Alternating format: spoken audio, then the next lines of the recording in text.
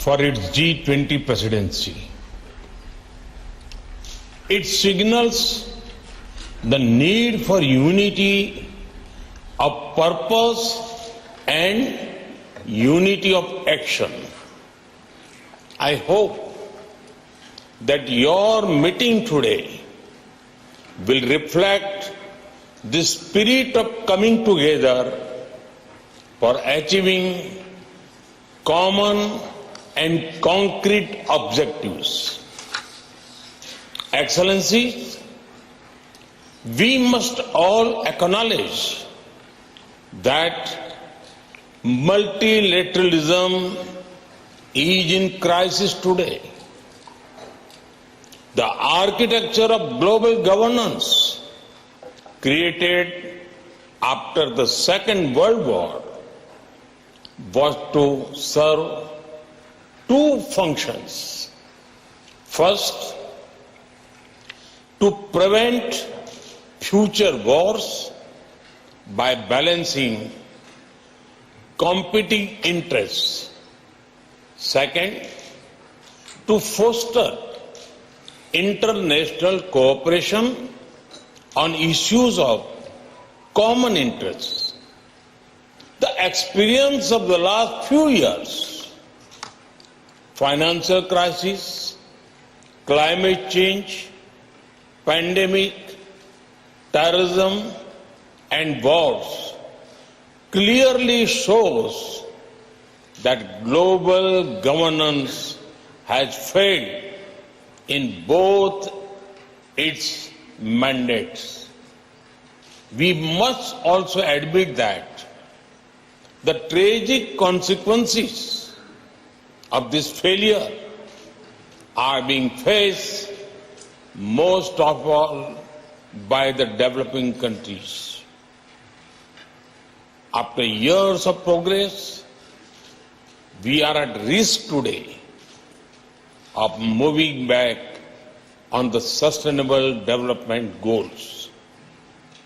Many developing countries are struggling with unsustainable debt while trying to ensure food and energy security for their people.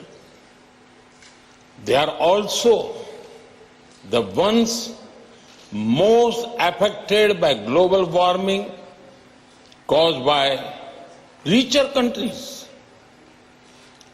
This is why India's G20 presidency has tried to give a voice to the global south.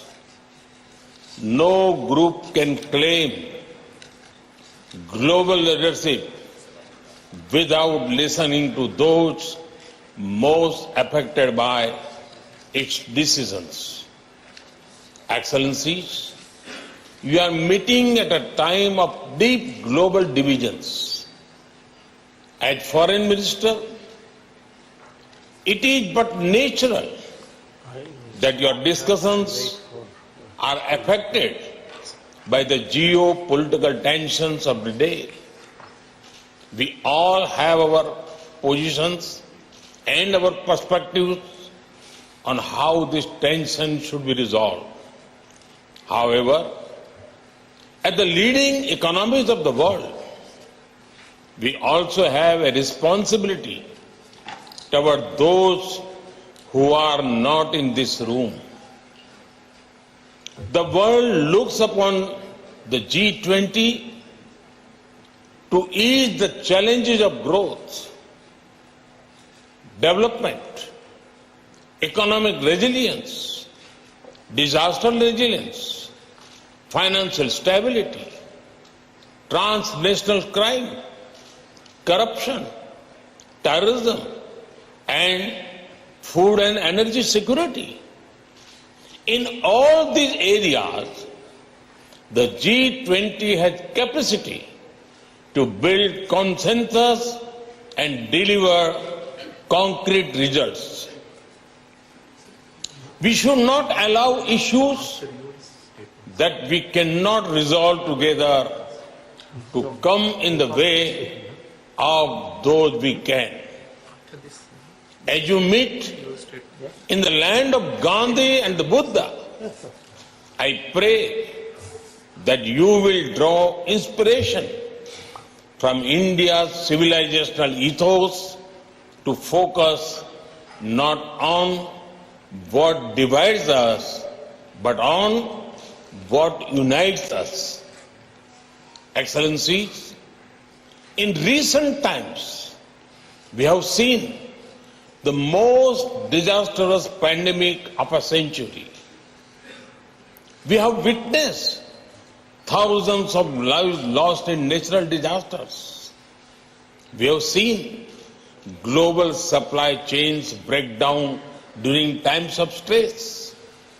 We have seen stable economies suddenly overwhelmed by debt and financial crisis.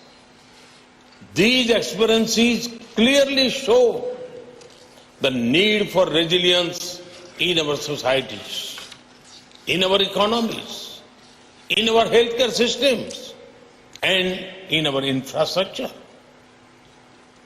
The G20 has a critical role to play in finding the right balance between growth and efficiency on one hand and resilience on the other.